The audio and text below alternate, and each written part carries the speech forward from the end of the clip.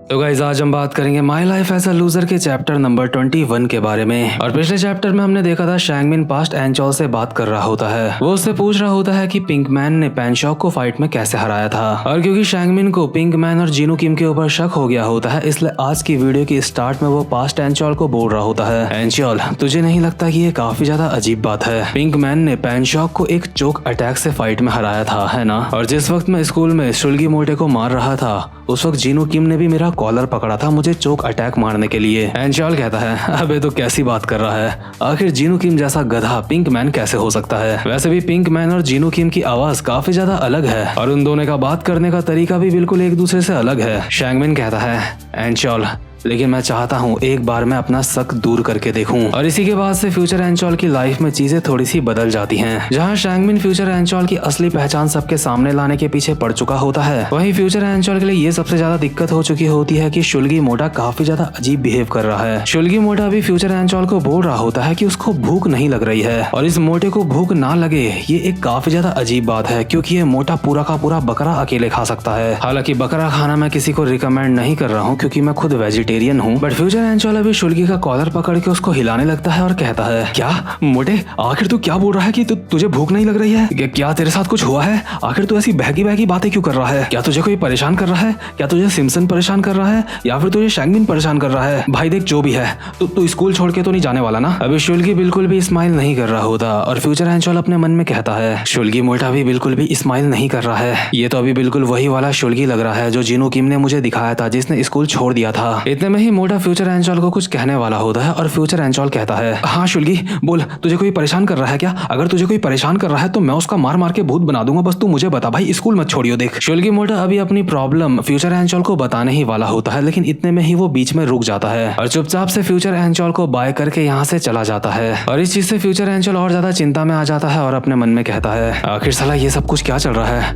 मोटा ऐसे बिहेव क्यों कर रहा है? क्या पहला वाला इंसिडेंट इस मोटे की वजह से दोबारा होने वाला है? फ्यूचर एंचोल को मोटे की तो चिंता नहीं होती, बस ये चिंता होती है कि मोटा कहीं स्कूल ना छोड़ दे, क्योंकि अगर उसने स्कूल छोड़ दिया तो फ्यूचर एंचोल अपनी बॉडी में कभी भी वापस नहीं जा पाएगा। इसलिए फ्यूचर एंचोल मोटे के बारे में बात जाके करता है सीधा डाबिन से और उससे पूछता है कि तुझे क्या लगता है कि मोटे के साथ क्या हुआ है? डाबिन कहती है, ये प्यार है। वो मोटा मुझे लगता है किसी लड़की से एक तरफा प्यार कर रहा है। एंचोल कहता है, क्या तू बोल रही है कि शुल्गी मोटे को किसी के ऊपर क्रश हो चुका है? आखिर तू ये बात कैसे कह सकती है? तुझे कैसे पता? डाबिन शर्माते हुए अपने मन में बोल रही होती है, जरा इसे देखो तो कितना ज्यादा सेक्सी लग रहा है। लेकिन डाबिन एंचोल के सामने कहती है, मुझे ये सब कुछ इसलिए पता है क्योंकि मुझे भी किसी के ऊपर क्रश है। कम ऑन पागल मत बनो, मैं तुम्हें नहीं बता सकती कि मुझे किसके ऊपर क्रश है। प्लीज मुझसे ये बिल्कुल मत पूछना कि मुझे किसके ऊपर क्रश है, मुझे शर्म आती है, मैं नहीं बता सकती। एंचोल कहता है, फालतू की बातें मत कर, मुझे घंटा फर्क नहीं पड़ता कि तुझे किसके ऊपर क्रश है, मुझे नहीं जानना। लेकिन ये पगली अपनी ही दुनिया में होती है और कहती है,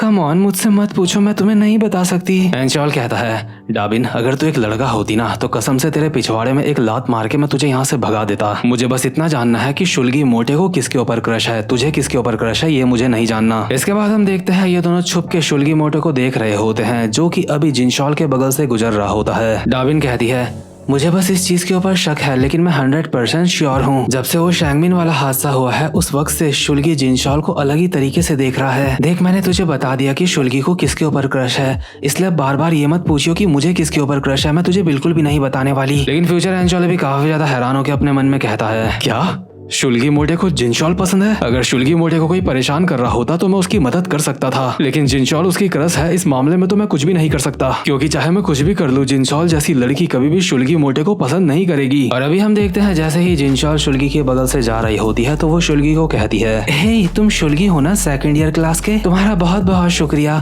उस दिन तुमने मुझे शैंगमिन से बचाया था। और ये सब कुछ देखते हुए डाबिन फ्यूचर एंचोल से कहती है, देखा मैंने तुझे कहा था ना उन दोनों के बीच में कुछ चल रहा है, वो दोनों के दोनों गधे एक दूसरे के साथ काफी ज्यादा अच्छे लगते हैं, हा हा हा हा। उन दोनों की जोड़ी बहुत अच्छी लग रही है जैसे हम दोनों की जोड़ी लगती है। लेकिन फ्यूचर एंचोल अपने मन में बोलता है, लगता है उन दोनों के बीच में सच में काफी ज्यादा अच्छा चल रहा है, शुल्गी धीरे धीरे करके बदल रहा है। लेकिन इन दोनों की ही अभी झंड कट जाती है जब शुल्गी मोटा बिना जिनशॉल को भाव दिए यहाँ से चला जाता है और कहता है, मुझे 3D लड़कियों से बात करने में कोई भी दिलचस्पी नहीं है। मोटा यहाँ से जाते जाते अब भी उदास लग रहा होता है, इसलिए फ्यूचर एंचोल अपने मन में कहता है, क्या इसका मतलब यह है कि उसे जिनशॉल के ऊपर क्रश नहीं है। अगर शुल्गी को कोई परेशान नहीं कर रहा है, उसे जिनशॉल से प्यार नहीं है, तो उसके बावजूद भी ये मोटा इतना उदास क्यों है। इसी के साथ हम देखते हैं जीनू की स्प्रिट को, जो कि कहती है, अच्छा मुझे लगता है वो वक्त आ चुका है। एंजॉल कहता है, क्या तू ये बात जानता है कि यहाँ पे क्या चल रहा है? मुझे जल्दी से बता क्या चल रहा है यहाँ पे। आखिर शुल्गी मोटा इतना ज्यादा उदास क्यों है? और एंजॉल अभी यहाँ पे एक्सरसाइज कर रहा होता है, यानी कि अभी वो जीनू किम की स्पिरिट वाली दुनिया में होता है। और जीनू उसको कहता है, आराम से, तूने तो मुझे डरा ही दिया था, और तेरे पास यहाँ पे एक्सरसाइज करने के ये इक्विपमेंट्स कहाँ से आए बे? एंजॉल कहता है,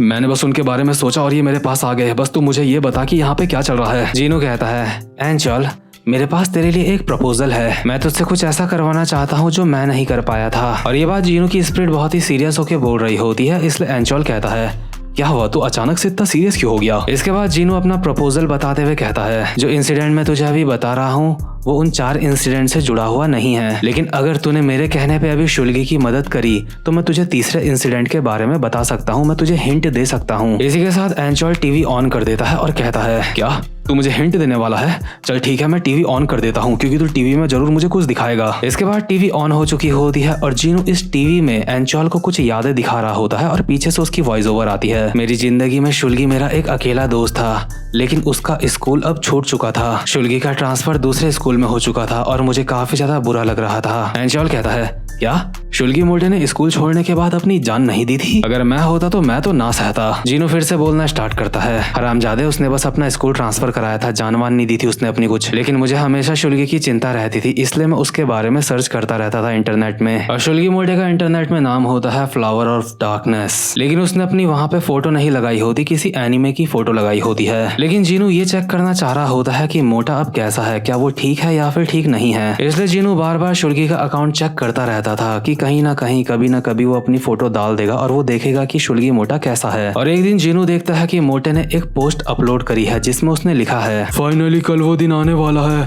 कल मैं उसको हरा दूंगा और दोबारा से खुश हो जाऊंगा। जीनू ये देख के हैरान हो जाता है कि मोटा किसको हराने की बात कर रहा है और किसको हरा के वो खुश हो जाएगा। जीनू को नहीं पता होता है कि शुल्गी किसको हराने वाला है, लेकिन वो शुल्गी की मदद करना चाह रहा होता है, इसलिए वो जैसे तैसे पता करके कि शुल्गी कहाँ जाने वाला है वो भी उसी जगह पे पहुंच जाता है शुल्गी की मदद करने के लिए। और जहाँ पे जीनू किम आया होता है वो एक तरीके का इवेंट होता है कोरिया में। जीनू सोच रहा होता है, पहले तो वो शुल्गी को कभी भी खुश नहीं कर पाया, पहले वो शुल्गी की मदद नहीं कर पाया, लेकिन इस बार तो उसे शुल्गी की मदद करनी ही होगी। यहाँ पे अभी जीनू किस इवेंट में आया होता है शुल्गी की मदद करने के लिए, ये हमें ठीक से नहीं बताया जाता, लेकिन ये बात हमें अच्छी तरीके से पता होता है कि यहाँ पे आने के बावजूद भी वो शुल्गी की मदद नहीं कर पाता। इसलिए प्रेजेंट मोमेंट में जीनू की आत्मा एंजॉल का कॉलर पकड़ के कहती है, तो ठीक है एंजॉल, मेरा प्रपोजल सुन, तुझे वहाँ पे जाके शुल्गी की मदद करनी होगी कैसे भी। एंजॉल कहता है, अबे साले, लेकिन तू मेरा कॉलर कैसे पकड़ पा रहा है बे? लेकिन जीनू की स्पिरिट अब भी बोल रही होती है, वो सब छोड़, लेकिन अगर तूने अभी मेरी मदद करी और शुल्गी को वहाँ पे जाके खुश कर दिया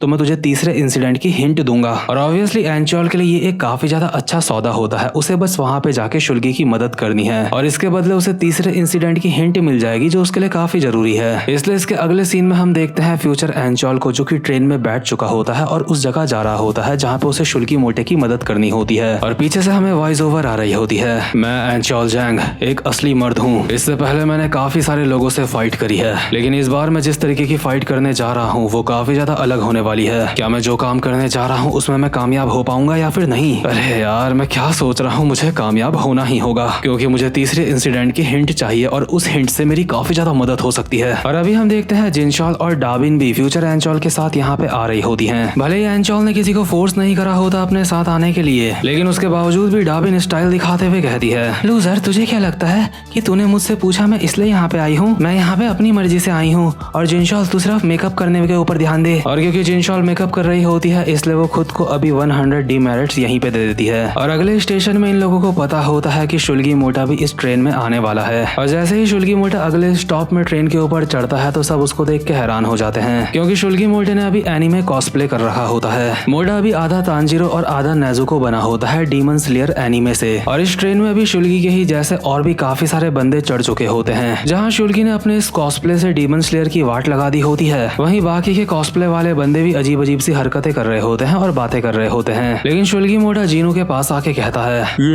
काजू तैयार है। मोटे के मुंह पे क्योंकि नेजुको का बांस का डंडा होता है इसलिए वो ठीक से बोल नहीं पा रहा होता और कहता है जीनू क्या तुम तैयार हो? हालांकि वो इतना साफ बोल नहीं पाता। और इसके अगले सीन में ये सारे के सारे साथ में उस फेस्टिवल में पहुंच जाते हैं जहाँ पे मोटे को जाना होता है। और इस फेस्टिवल में हर जगह वो लोग होते हैं जिन्होंने एनिमे के कॉस्प्ले कर रखे होते हैं। डाबिन कहती है क्या मुझे ये सब कुछ देख के काफी ज्यादा नफरत हो रही है, यहाँ पे तो काफी ज्यादा शुल्गी है। लेकिन एंचोल अपने मन में बोल रहा होता है शुल्गी चाहे कुछ भी हो जाए मैं यहाँ पे तेरी मदद करके रहूंगा ताकि मुझे थर्ड इंसिडेंट की हिंट मिल सके। ये सब कुछ देख के जिनशॉल डाबिन को कहती है डाबिन यहाँ पे तो काफी सारे शुल्गी हैं, इन सबको मुझे डीमेरिट्स देने का मन कर रहा है। डाबिन कहती है थोड़ा आराम से बोल नहीं तो वो सारे के सारे सुन लेंगे। और साथ ही साथ में हम देखते हैं शैंगमिन भी यहाँ पे आया होता है जीनू किम को फॉलो करते हुए ताकि वो जीनू किम की असली पहचान का पता लगा सके। लेकिन शैंगमिन ये देख के हैरान होता है कि डाबिन भी यहाँ पे आई है। इसके बाद हम देखते हैं गरीबों के डीमन स्लेयर को यानी कि मोटे को, जो कि स्टाइल दिखाने की बेकार सी कोशिश करते हुए अपनी तलवार बाहर निकालता है और अपने मन में कहता है इस बार मैं तुझे हरा के रहूंगा, इस बार काइजर का टाइटल मेरा होगा। और हम देखते हैं शुल्गी जिस बंदे को यहाँ पे हराने के लिए आया होता है उसकी भी एंट्री इस फेस्टिवल में हो चुकी होती है। और इस बंदे ने कपड़े पहने होते हैं सन गोकू के। और इस काइजर नाम के बंदे को शायद ये पता चल चुका होता है कि उसके बारे में कोई सोच रहा है या फिर बात कर रहा है, इसलिए इसके साथ जो अभी एक और बंदा होता है जिसने जोहान शियोंग का कॉस्प्ले करा होता है वो कहता है क्या हुआ काइजर, आखिर तुम क्या सोच रहे हो? काइजर सीधा यहाँ से अंदर चला जाता है और कहता है नहीं कुछ भी नहीं, मुझे लगा मैंने कोई जानी पहचानी सी आवाज सुनी है। इसके बाद जैसे ही काइजर अपने सामने शुल्गी को देखता है तो कहता है तो मेरे पुराने दुश्मन तू दोबारा से मुझे चैलेंज करने के लिए यहाँ पे आ चुका है। वैसे जो काइजर होता है इसका असली नाम डोंगवान होता है, लेकिन एनीमे की दुनिया में इसको काइजर का टाइटल दिया गया होता है और शुल्गी को इसी टाइटल को इससे छीनना होता है। इसका मतलब सन गोकू और गरीबों की नेजुको की फाइट अगले चैप्टर में हो सकती है। फाइट नहीं भी तो कम से कम इनके बीच में कुछ तो होगा और फ्यूचर एंचोल को बेबस नेजुको की मदद करनी होगी ताकि उसको थर्ड इंसिडेंट की हिंट मिल सके। तो खैर इसी के साथ ये वाला चैप्टर भी यहीं पे खत्म होता है। उम्मीद करता हूँ कि आपको आज की वीडियो भी अच्छी लगी हो और अब मैं मिलता हूँ आपसे अपनी नेक्स्ट वीडियो में, तब तक के लिए गुड बाय।